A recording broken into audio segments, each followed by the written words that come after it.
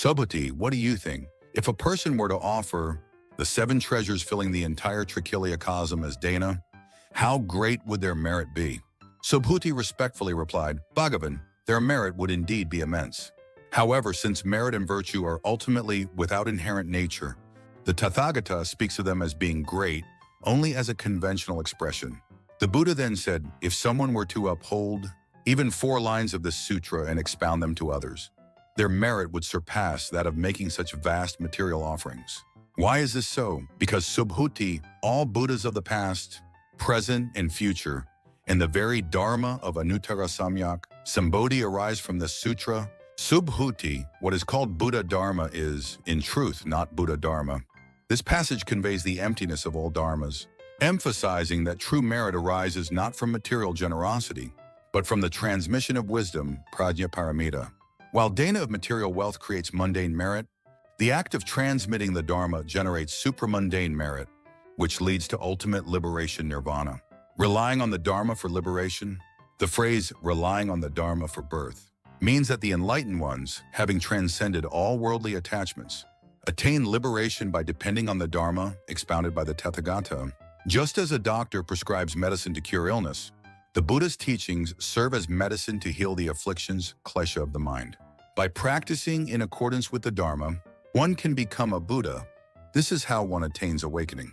Consider a person who donates immeasurable wealth and treasures. The 7 treasures Saptaratna in Buddhist scriptures refer to gold, silver, pearls, lapis lazuli, crystal, red pearls, and coral, precious materials that were highly valued during the Buddha's time. The Trichilya cosm represents an unimaginably vast universe.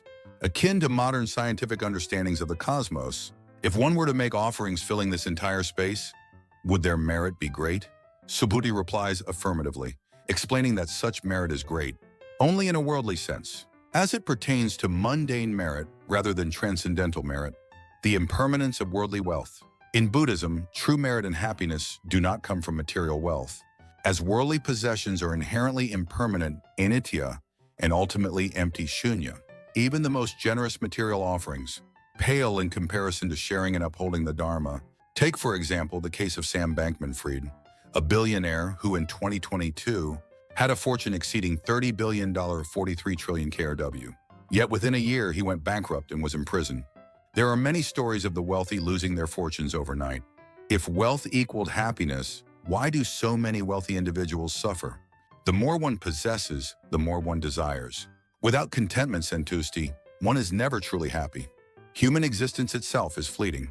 Youth fades quickly, health deteriorates, and all beings ultimately face death. Does living a long life necessarily mean happiness? Many elderly individuals express that prolonged life, if filled with suffering, is burdensome rather than joyful. Similarly, power and authority are transient. Emperors and kings rise and fall like waves. If one remains caught in craving trishna, whether for wealth or power, one will never be satisfied. The Buddha taught that true happiness is not found in accumulating and achieving, but rather in the cessation of craving and afflictions, kleshaksaya. The state of nirvana is one where all suffering and attachment have ceased. This is what is meant by crossing to the other shore paramita, the true path to merit. The Buddha further states, if someone upholds even 4 lines of this sutra and teaches them to others, their merit surpasses even the most extravagant material offerings. This teaching emphasizes that wisdom prajna surpasses material generosity.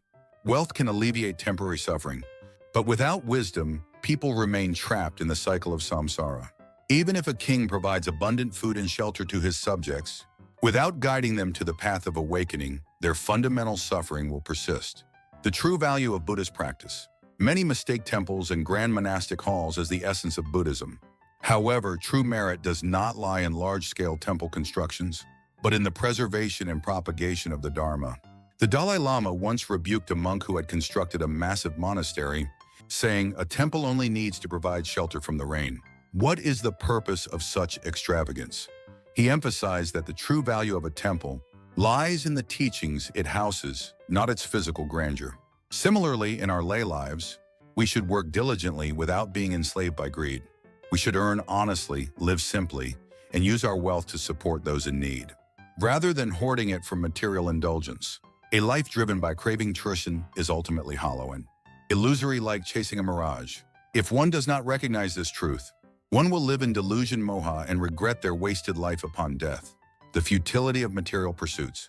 A Tibetan monk once built a grand monastery capable of housing 10,000 people.